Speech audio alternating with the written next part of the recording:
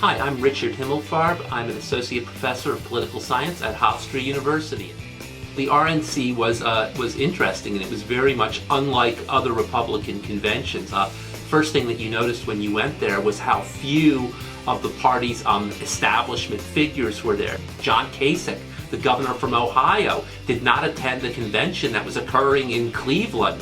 The other thing that I think was really memorable was the fact that the tone of the Republican convention was gloom and doom, that violence is at our door, that the economy is imploding, that the system is completely rigged.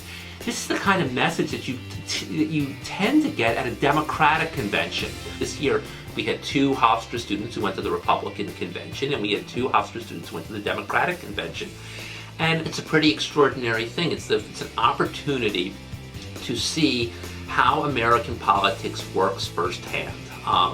When you go to a convention and you see everything from the media set to the hoopla, to the balloons, to the speeches, American history, American politics comes alive. It really just jumps off the page of the textbook. And it's this sort of indelible experience that students will not forget. When I went to the convention, the people who I talked to as I was leaving that evening, I was lucky enough to go on the third evening when Ted Cruz gave his speech, the Republican delegates were furious with Ted Cruz for not falling in line.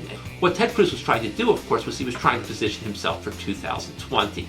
What Ted Cruz wants to happen is he wants, Trump to lose, and then he will emerge as the person who stood up to try and believe that in the next couple weeks we're going to see the election settle into a pattern where Hillary Clinton is up by about 5 points and Donald Trump is really going to have to come from behind. Now, having said that, I, like practically every other political scientist and pundit, has been wrong about pretty much everything pertaining to Donald Trump this year.